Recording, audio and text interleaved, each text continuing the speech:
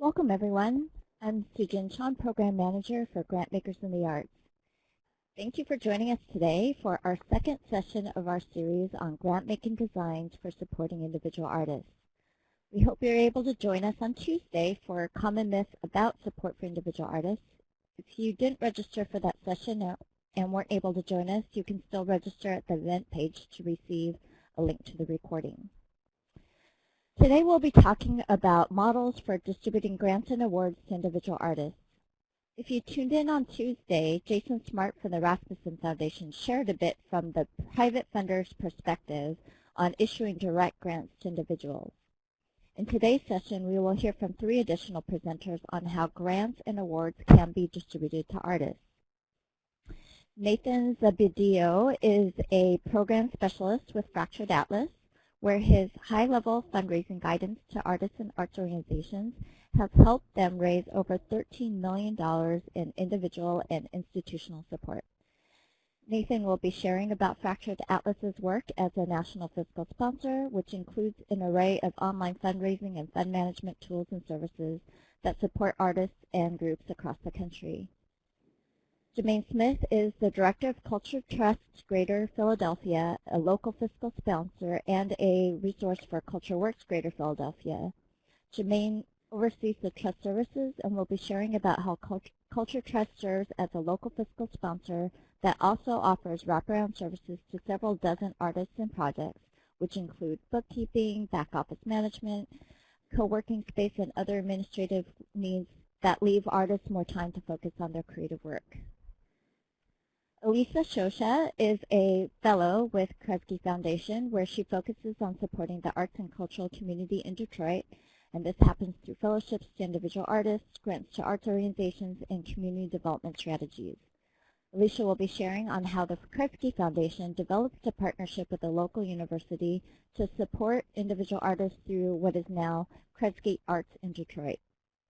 We're really excited to have Nathan, Jamaine, and Alycia joining us today and hearing more about what they have to share about how artists can access and manage grants and awards that they receive through these different models.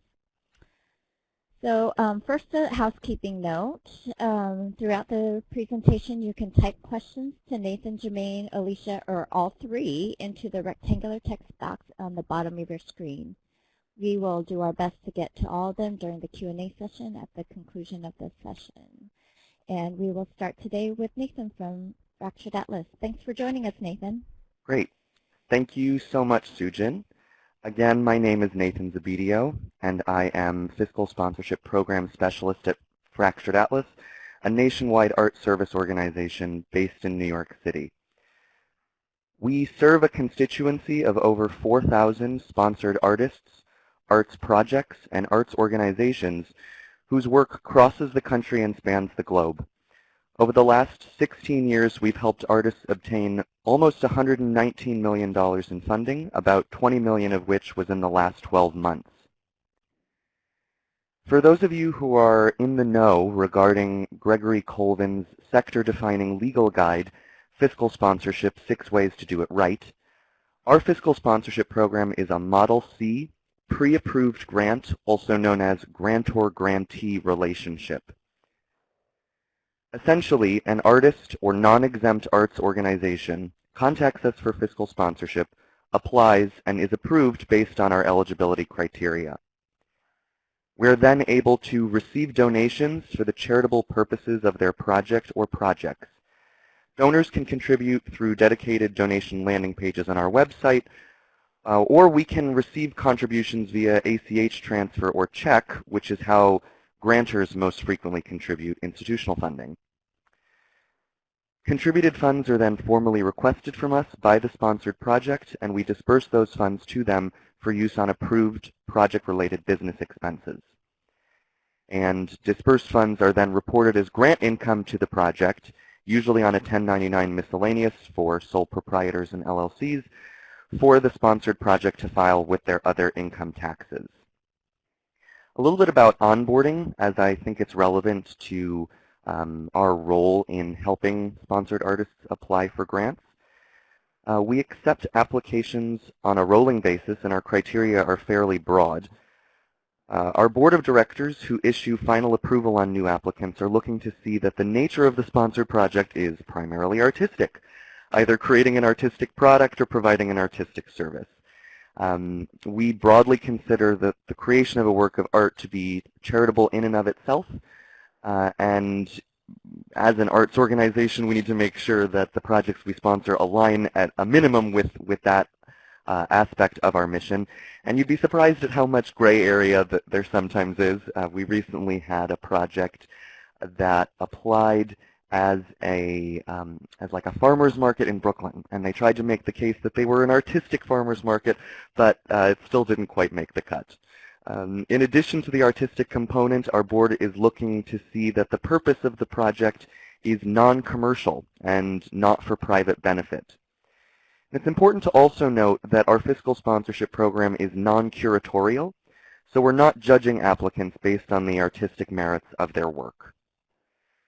So a little bit about how we help artists and arts organizations obtain institutional funding from foundations.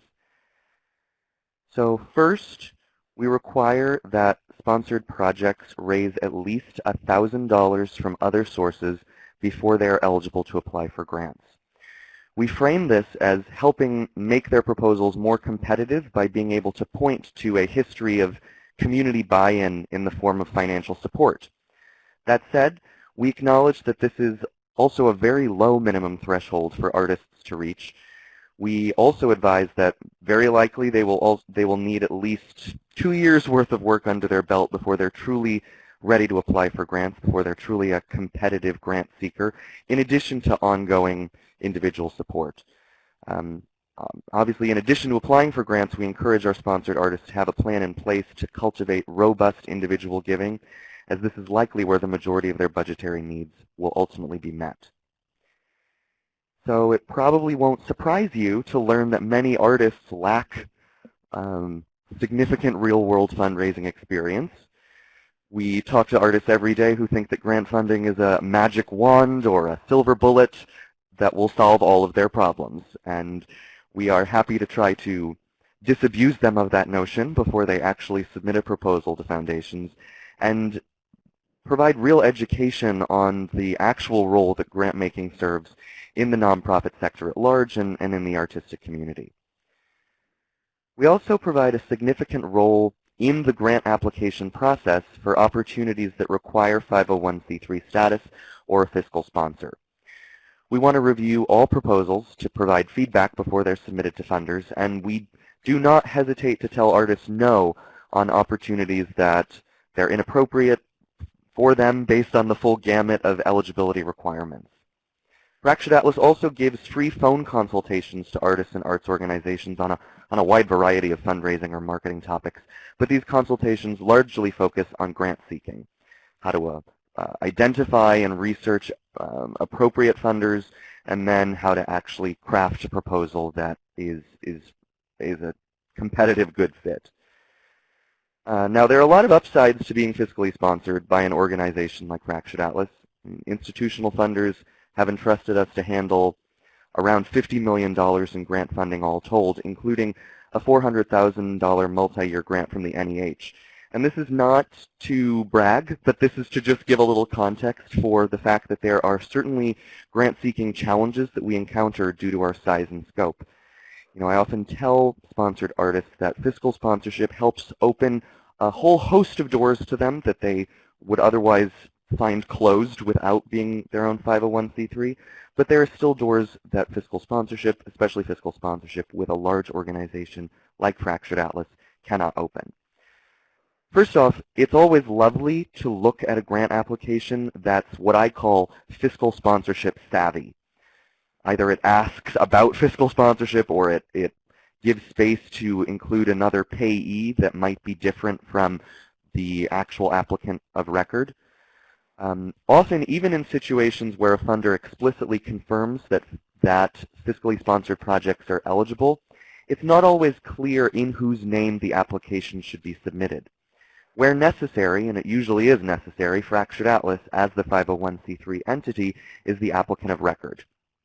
And this occasionally comes into conflict with the non-curatorial spirit of our program. For example, when a grant opportunity limits the number of awards that it will make to an organization in a given calendar year, like if Fractured Atlas could only receive one grant per year for all of our fiscally sponsored projects, we do not allow our sponsored projects to apply. We feel strongly that even on a first-come, first-served basis, allowing a project to apply for an opportunity that would deny that same opportunity to our 4,000 other sponsored projects does not align with the curatorial spirit of our program, the non-curatorial spirit of our program. Where possible, we try to have the fiscally sponsored artists themselves submit as the applicant of record for opportunities where the award is super limited, but it's usually not possible, as the 501c3 entity, again, often does need to be the primary applicant.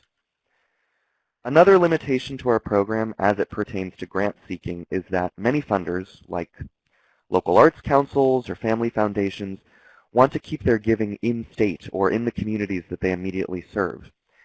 And as a fiscal sponsor located in the state of New York, there are many opportunities that we're not able to help our projects access for this reason. So our program is ultimately non-exclusive, meaning that artists and arts organizations are welcome to have multiple fiscal sponsors as far as we're concerned. Often, once we realize that we're ineligible for a specific funder's guidelines, we'll have a conversation with the sponsored artist about seeking a second local fiscal sponsor to help them apply for this specific funding program. And there's a website you're probably familiar called the Fiscal Sponsor Directory, which comes in handy for referring projects to other organizations that can provide them with more help. And finally, one major priority for Fractured Atlas is scalability in our services. So with over 4,000 sponsored projects around the globe, we want to be able to provide the same quality experience to international artists that we're giving to artists in New York City. And by necessity, we do not describe our relationship with sponsored projects as quote-unquote hand-holding. So on the one hand, we do maintain a high degree of discretion and control over both how funds raised through our program are raised and also how they're used. But there are often sponsored projects that maybe require more in-depth support, such as back-end infrastructure, than what we can provide.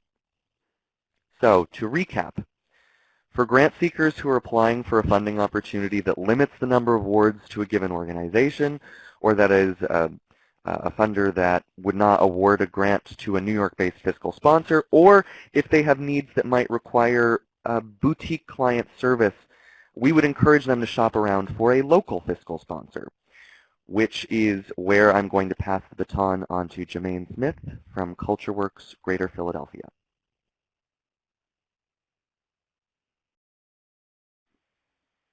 Thank you, Nathan. So yes, let's jump right into what CultureWorks is all about. Thank you all for the opportunity to be here with you all today. And so CultureWorks Greater Philadelphia is what we call a management commons for the arts, heritage, and creative community.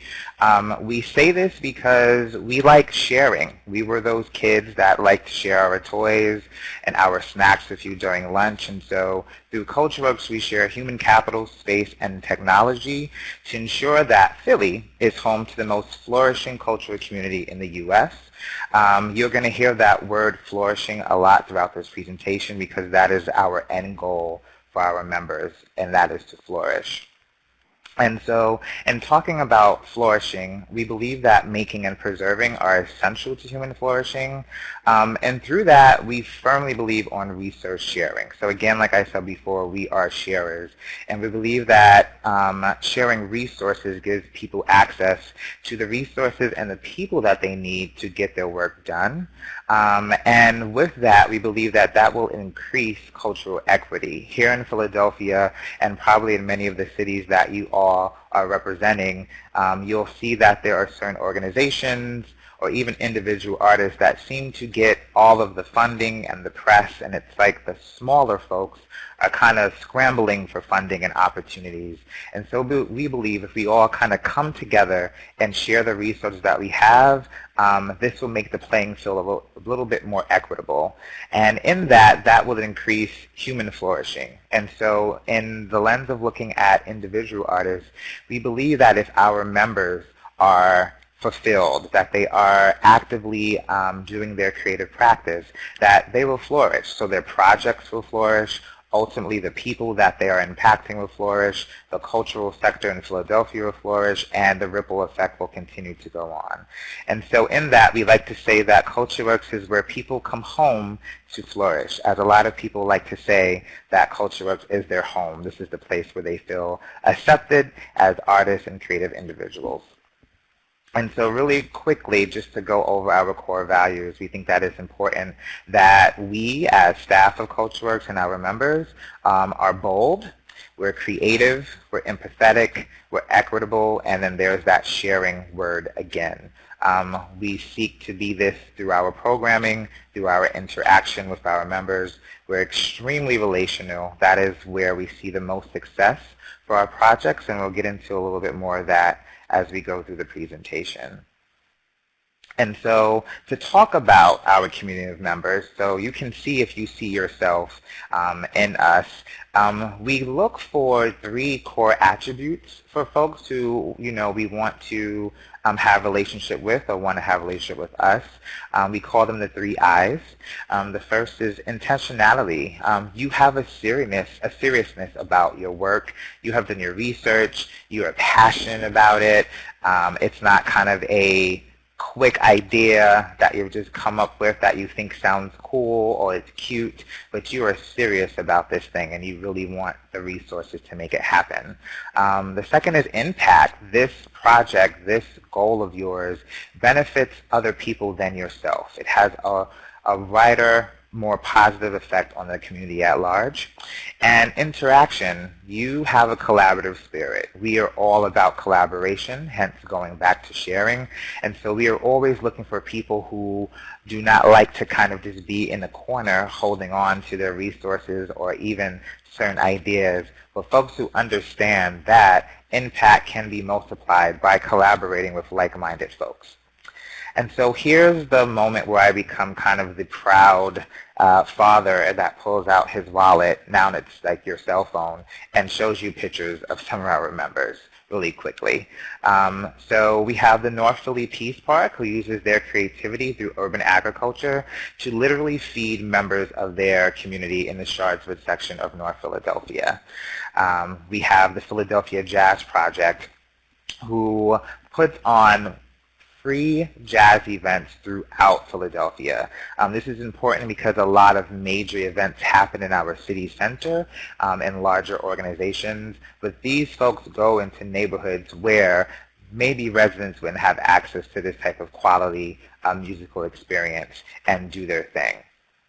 This is Pitch Dance. This is one of our newest members, and they really utilize the power of storytelling through the art form of dance to connect with their audiences, to share stories of those who may not have their stories heard in a mainstream type of way, and literally to help people heal. They take requests from audience members of things that they would like to see in a pitch dance performance, and they literally use those requests and craft their performances through them.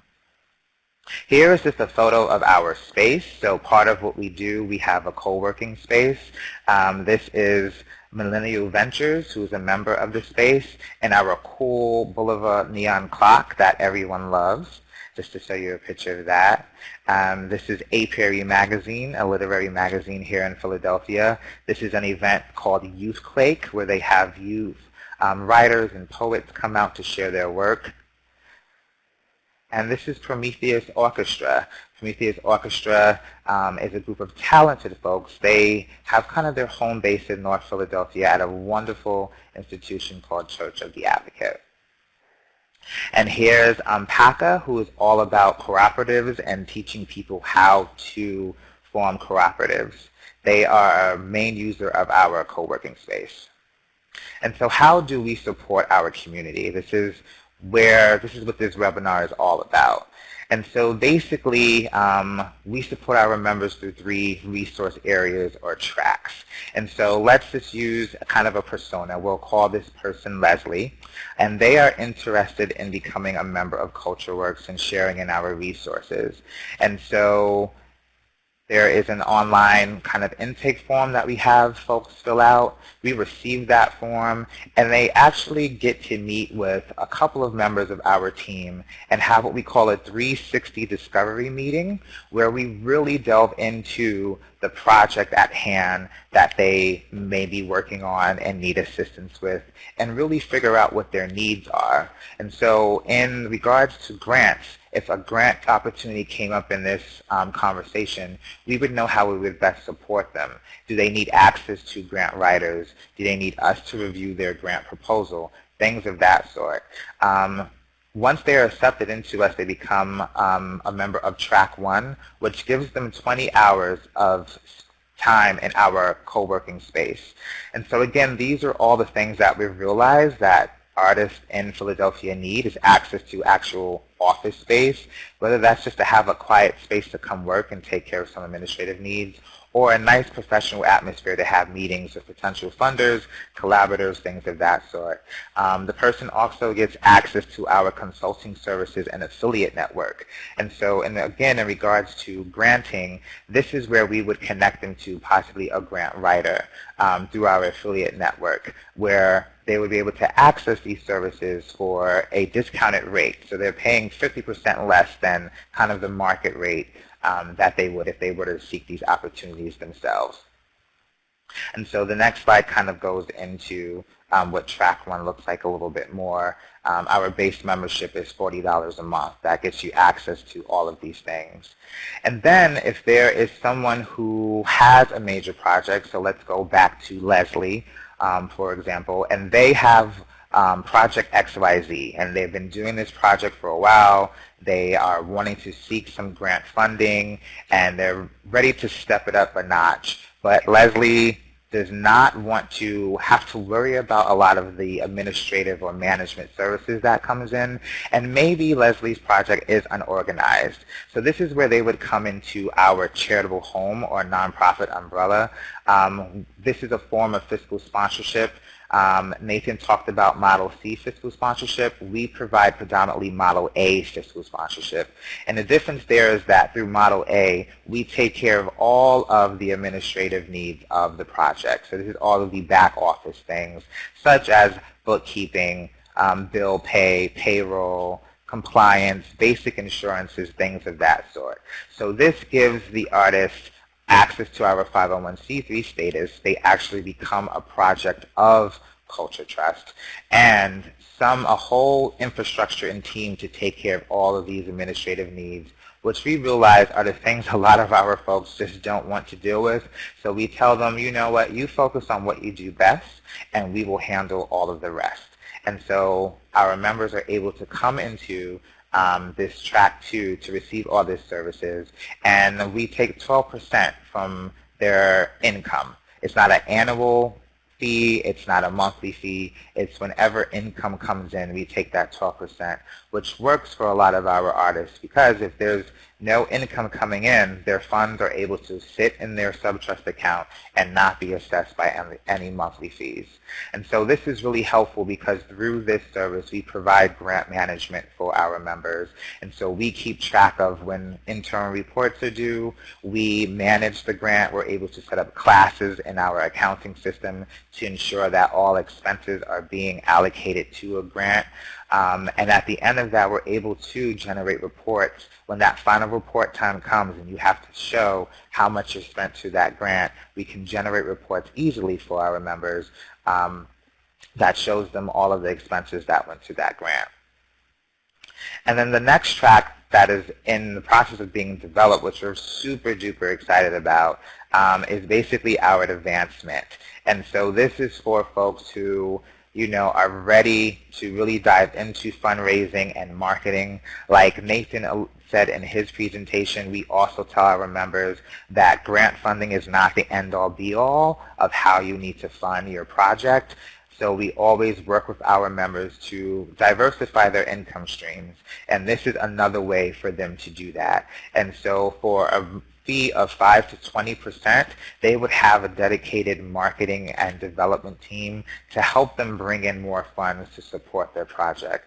So Leslie now, who has done Project XYZ for a few years, has come in as a member, has accessed our consulting services to help them figure out how to really tell the story, how to write a substantial grant application, has infrastructure through Track 2 to manage the funding that she's getting from these grants, but now to seek more funding can move into Track 3 to help with that. And so how we make all of this work through that, these are our design principles. I'll pull them all up so they're all on the screen for you. But basically, we want to become a co-fiduciary and a co-manager. So I like to tell our folks that when they come into CultureWorks as a member, especially into Culture Trust, which is Track 2 in this diagram, they are essentially kind of married to us now, but they can get out anytime that they want. And so it's all about building mutual trust, sharing the risk, and management with our members.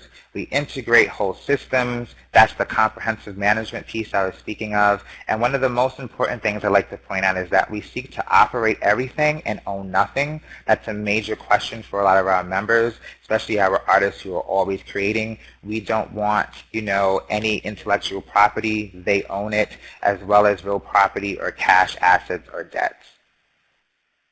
And really quickly, how our design benefits our community of members. Fixed costs become variable costs. So revenue sharing and monthly flexibility makes fixed costs easier to carry for a lot of folks.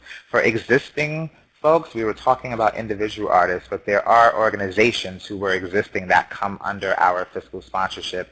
It's kind of all the benefits of a merger without the muss and the fuss, which comes into it. We provide a platform for collaboration, co-employment, and shared solutions, and a platform for managing startup, restructuring, or winding down. So we are here to be a resource for folks at any stage in their project or organization. So thank you all for your time and energy throughout this presentation. I'm now going to pass it off to Alycia. Thank you, Jamaine.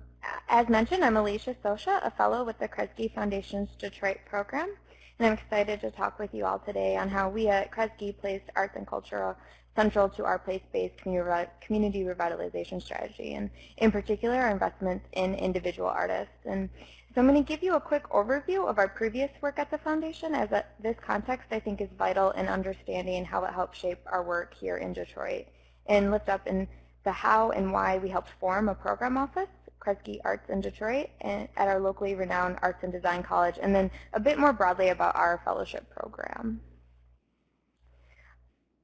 So the first distinguishing aspect about this work is that we are a private foundation, and that status dictates some of our ability by the IRS, and I'll talk more on that later.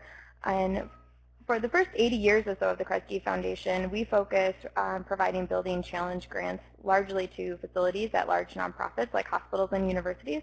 And in 2006, our CEO and president, Rip Rapson, fundamentally changed how we work as a foundation and established strategic program areas, leaving our building challenge grants days behind us.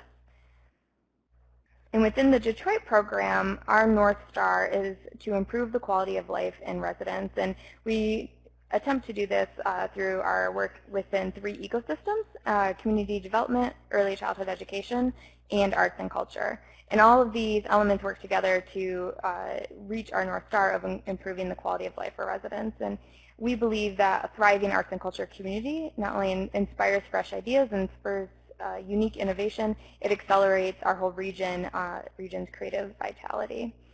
And within the arts and culture ecosystem, we work towards this goal through our support for the Kresge Arts in Detroit Artist Fellows program that we're talking about today, and then in addition, multi-year unrestricted general operating support for Detroit arts and cultural organizations.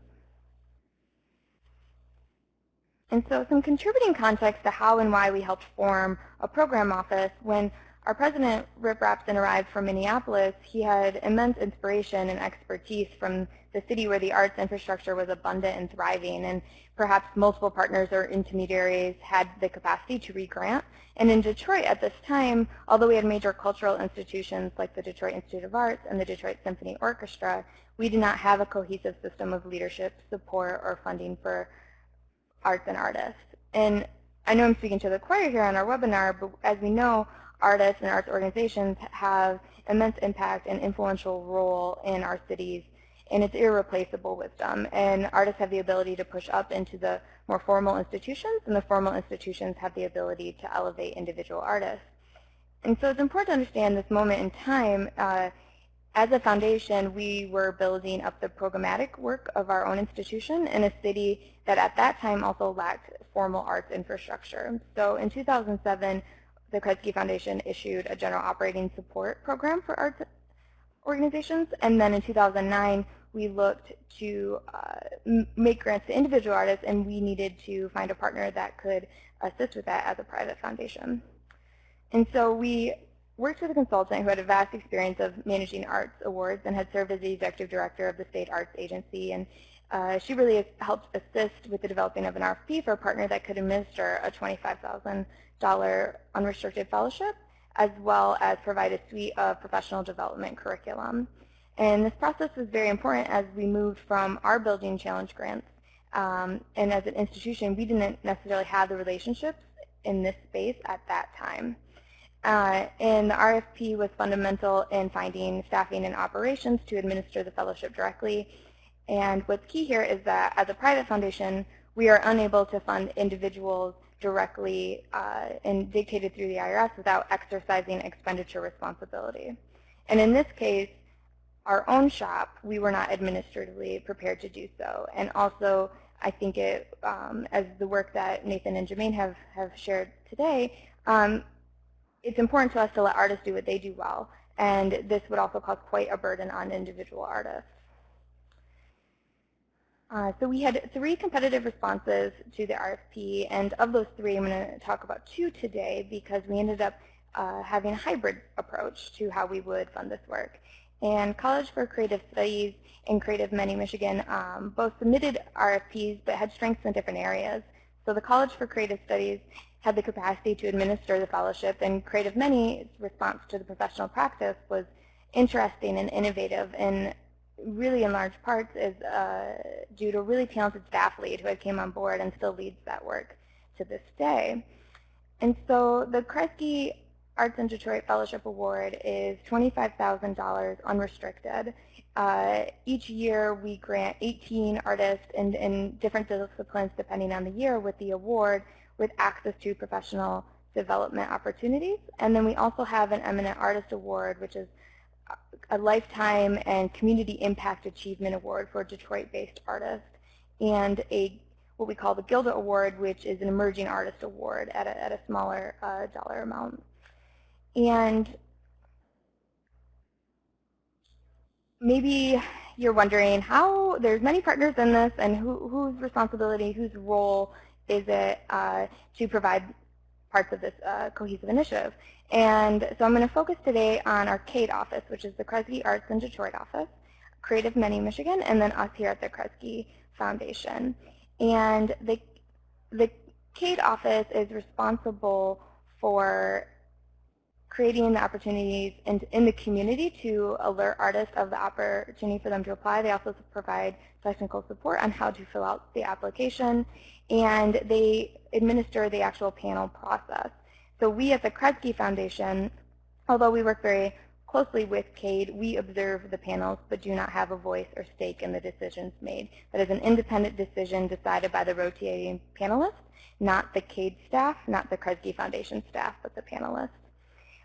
And Creative Many Michigan provides professional development curriculum that is tailored to the individual's practice and place in their career. So when 18 fellows are coming in, they are all at different points of their own career and practice, and some have needs that others maybe have mastered through their wisdom. And so they provide validation services, legal counsel, access to resources through Creative Capital Retreat, and other professional development sessions. and similar, I think, to some of what the other panelists have mentioned today. And us at the Kresge Foundation, we really support each of these institutions with full communications support, and we provide a beautiful monograph for each of the eminent artists, and we host various celebration events for the fellows as well as the eminent artists, and once again provide that communication support. And overall, the Kresge Foundation has provided $11 million in support of individual artists in Detroit through the fellowship to the artists themselves, to the professional practice, and to a public festival that we're not going to focus too much on today, but can answer questions if anyone is curious. And I'm going to hand it back to Sujan for our Q&A session.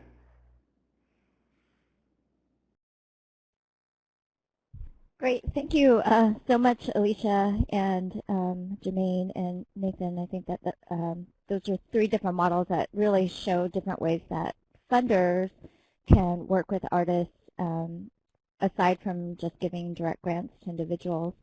Alycia, since you were the last, I'm going to direct my first question to you.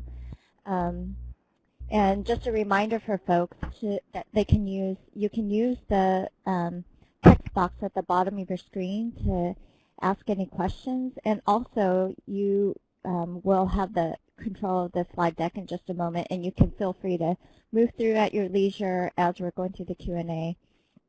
So Alycia, I was wondering a little bit more about what is the ongoing relationship with the Kresge Foundation and these two other entities, and kind of what level of creative control or administrative control does the foundation have, and or how much is the control kind of left to these two other entities that you're in partnership with?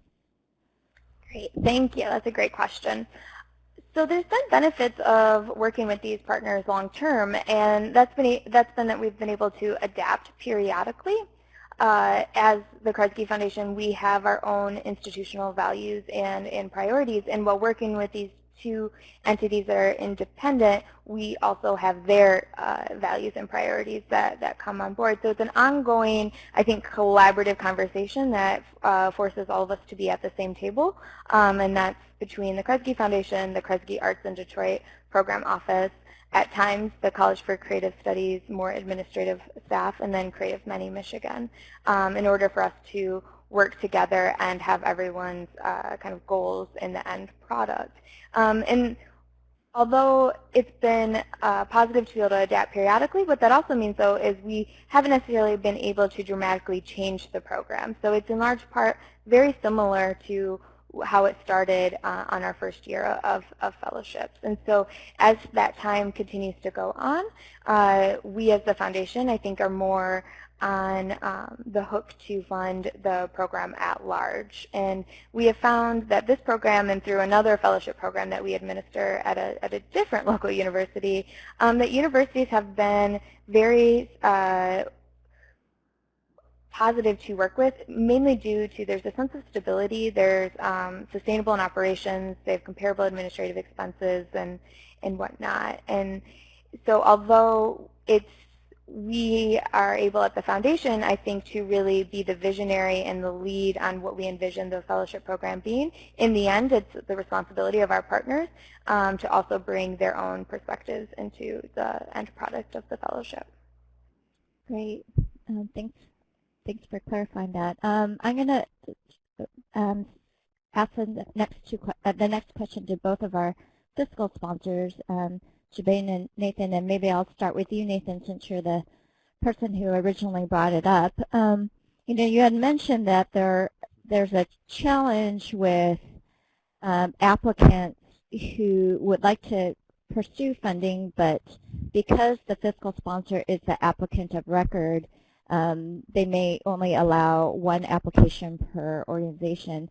And since we have a whole bunch of funders listening in, what might be your recommendation on how funders can help fiscal sponsors be able to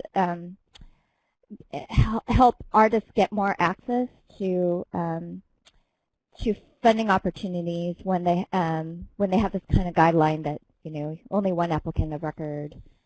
Sure, yeah. Well, I would be interested in seeing ways that funders could open up their application process so that the artist was the actual applicant of record, and that you know, there may be some light questions about fiscal sponsorship included, so that yes, the award is, you know, maybe listed as going towards Jane Doe artist, but ultimately the payee on the check or the ACH transfer is Fractured Atlas.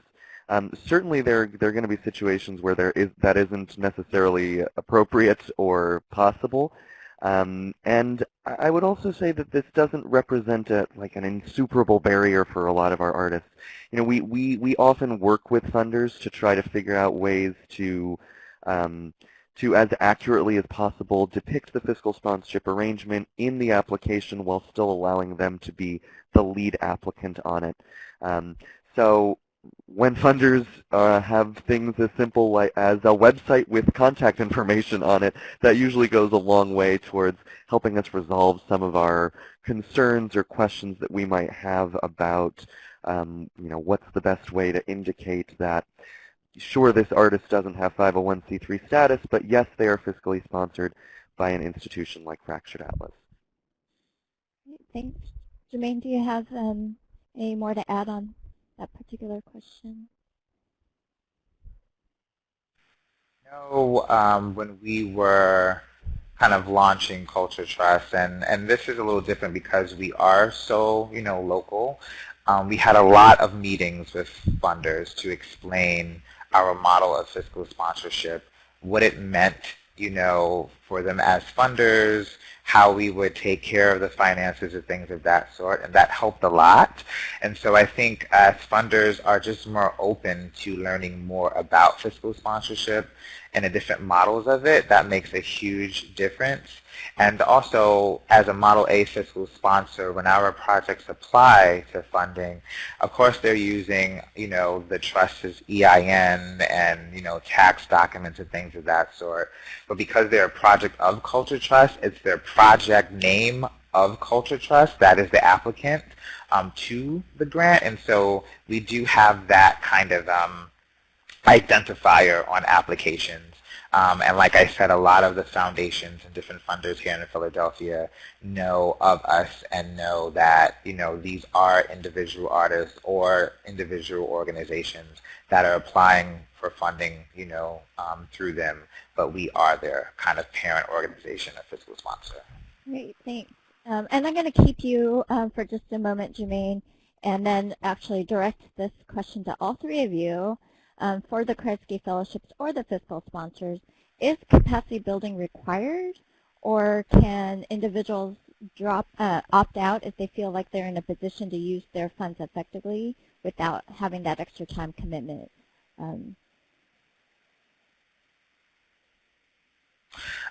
For us, it is not a requirement. Our main goal is that the project is sustainable, and that is unique to each project. So we have some projects who come in under our fiscal sponsorship that say, I only want to be in for a year to do this major project, and then I want to kind of like get out, and that's fine. Our agreement doesn't have terms. It's made so that way the artist or the organization has the flexibility to kind of ebb and flow as they choose. And so capacity building is not a requirement at all. And it's really a unique thing. We just listen to what the needs of the member is and help them kind of plan accordingly as they move forward. Great. Nathan, do you have anything Sure. to add? Yeah, I mean, my answer is more or less the same as Jamaine's.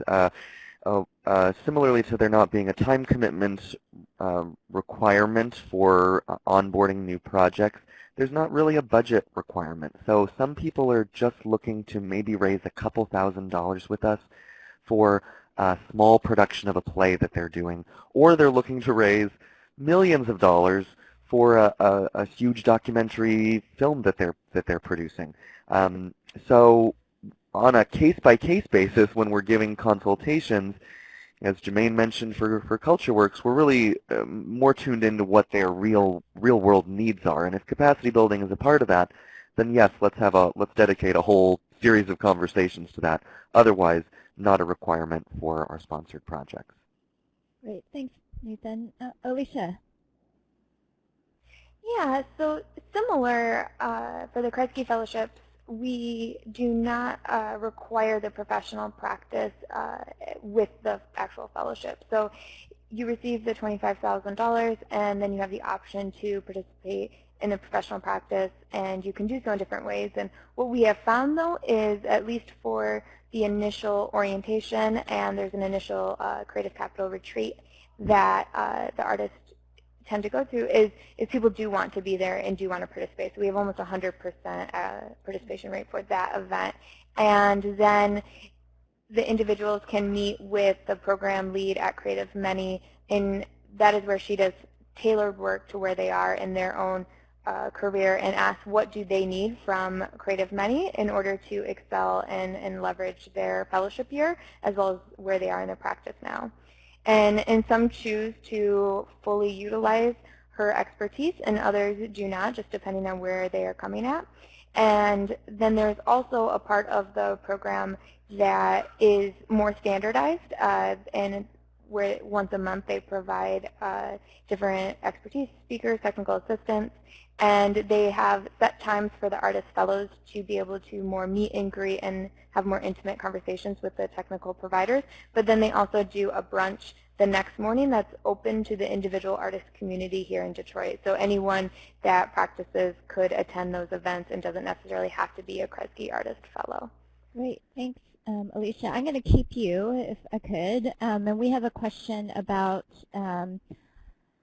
is a private foundation unable to make grants to individual artists without partnering other organizations due to IRS restrictions? And if you could talk a little bit more about that. Yeah, so a private foundation could, but what is required then is that the grantee, that person, would then have to go through expenditure reporting. And so that would require then someone who is pretty administratively savvy in order to keep track of all of their expenses and then also then submit to the foundation. And a decision that we made is that we also didn't have the kind of administrative staff built up in order to really reconcile what then would be coming in from the individual artist. So it's a decision point, and I think it just depends on how your own staff is also at capacity. Yes, thanks. And Jason on Tuesday talked a little bit more about how Rasmussen, which is also a private foundation, did go through a number of hoops with the IRS to ensure that they could actually write direct grants to individuals. So we did cover that a little bit in session 1. I'm going to start with Nathan for this next question, which is Fractured Atlas, or any of these organizations, distributing grants via electronic fund transfers to individuals? And if so, can they share platforms such as Venmo, PayPal, other things, or are the funds distributed still being managed through check? Sure, great question. So we disperse all funds through electronic funds transfer. We have sort of some custom-built software on the back end of our website where a sponsored artist will log in. They'll say, I need, $1,500. They're able to code their expenses within that. So they'd say 500 of that is for space rental, 1,000 of it is for equipment. Around the time of the request, depending upon the size of it, or if we have further questions about how they've coded it, we likely will ask for documentation to substantiate those expenses, so quotes, receipts, invoices, contracts. We try to be pretty flexible in that process, so even if, let's say, their work is taking them abroad to a festival and they need to release funds for airfare or hotel accommodations, they could send us a screenshot from like the Priceline website showing, okay, it's going to cost approximately 600 kroner, I would then do the conversion work to see what that translates to in US dollars, and then we would disperse the funds electronically directly to their bank account. So there's not an app that we use like Venmo or PayPal to get them the funds. We just take their bank account and routing numbers for the whatever project bank account they want to designate, and then as they submit requests to us, we electronically transfer them over to that checking account. Great, thanks. Did that answer the full question? Yeah, I believe so. Great. Jamaine, how do you guys handle it at CultureWorks? We handle it in a few different ways. So we still do good old paper checks for some artists, but we also use a expense card system. It's called PEX, P-E-X, and this is a prepaid Visa card that our members love. And so essentially they kind of just fill out a request that says, I need $1,000, kind of similar to the process that Fractured Atlas folks follow. They expense it, let us know, what that 1,000 consists of, and we transfer money from their account to the PEX card that they can use as a regular credit card. They cannot take any cash out of it. They are able to receive cash from us, and there's a whole system that we do since it is cash, where we have them track it and things of that sort. But it's mainly for us, it's through paper checks and our PEX card expense system. Great, thank you. Alycia, what about paid? Do they just provide like one single check for the award, or is there a payment process? And how does that happen, or how does that work? Yeah, so it is a one single payment, and with that also comes some information on the fact that this would be considered income through the IRS, some outline of what percentage the individual may want to maintain through the year for when they do their taxes at the end of their fellowship year. Because since it's income, and they will need to then pay back partly for their taxes. So they provide some information so everyone is aware of that up front, and so that the artist isn't then surprised once April comes on that. And it is electronically delivered to the individual. Great, thank you, Alycia.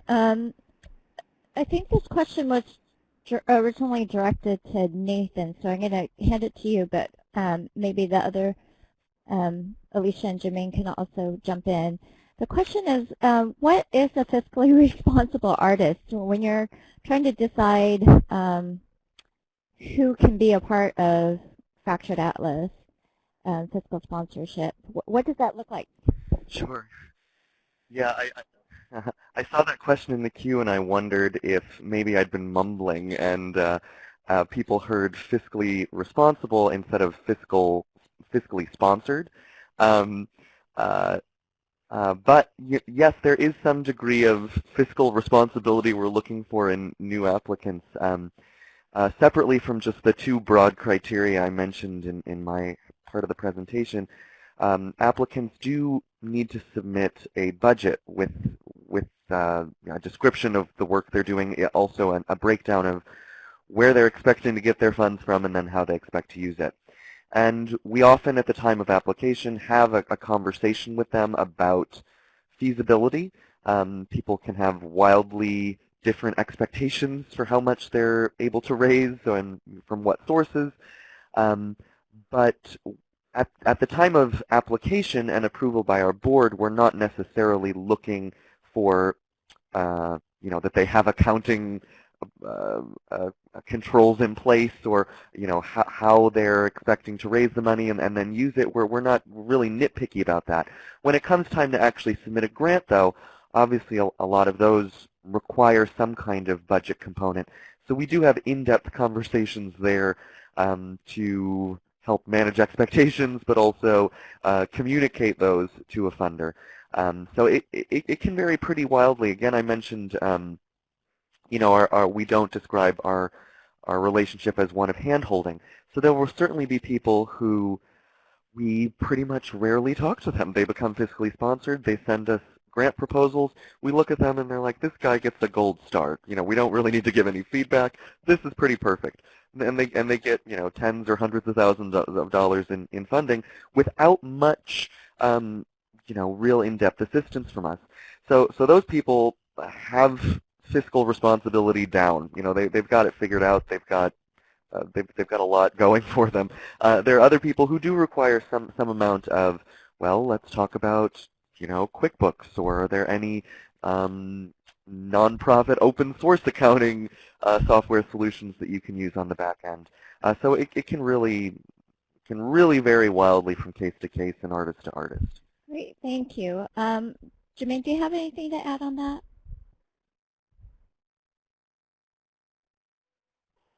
What I wanted to do, I do, and then also just to take a step back to the question as far as how we kind of distribute funds, I wanted it to be clear.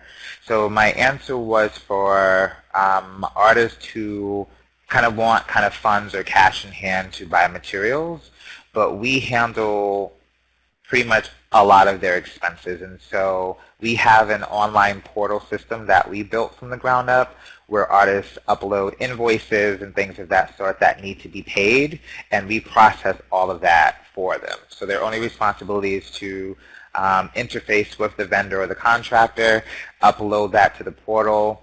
We get it in. We do the accounting in our accounting software, actually cut the check or pay it via credit card or funds transfer, things of that sort.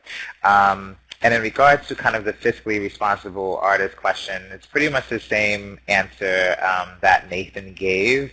The main point are the folks who have these lofty goals of raising $1 million in 6 months and things of that sort, and helping them to kind of break down their processes into phases.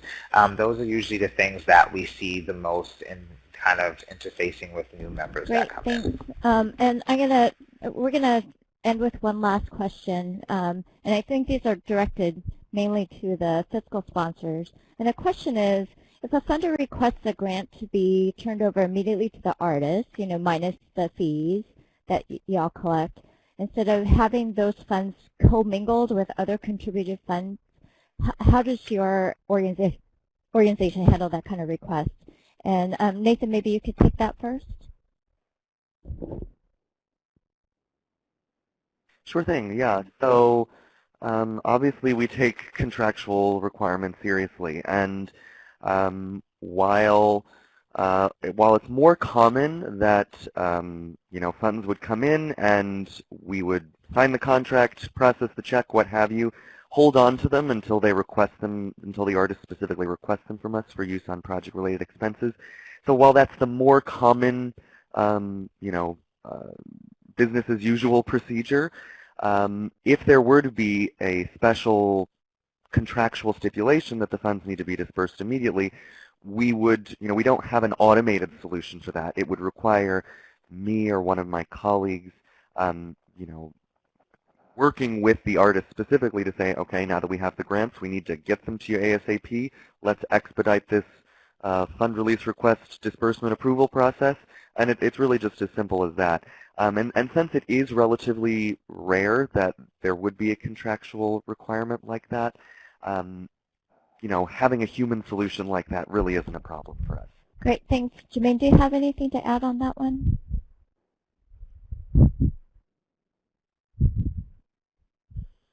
Pretty much the same answer that Nathan gave. Great. Well, thank you. Thank you so much, Alycia, Jamaine, Nathan, for sharing what your organizations do and how the models of support that you guys have to help artists do their creative work and not have to focus so much on the administrative things and really focus on making our society, our communities flourishing and thriving. We love that. We're coming up on the top of the hour, and so want to go ahead and conclude. But we do have one more session on the series that's happening next Tuesday on how to use feedback and data to strengthen programs and strategies supporting individual artists. We hope that you're able to join us for that final session. Today's presentation has been recorded. I'll be sending you a link to that file and the presentation slides within the next day. We'll also send out a feedback survey. Usually we do it after the session, but we'll send it next week after the entire series is complete. So for some of you who are joining us for multiple sessions, you don't have to answer several feedback surveys. And we just really hope that you'll take some time and let us know how we're doing and give us some ideas for the future. The meeting room and the slides will be open for the next hour or two, so please feel free to stay in here and flip through at your convenience. And thank you all for joining us. Thank you again to our presenters, and we look forward to meeting again soon. Thank you.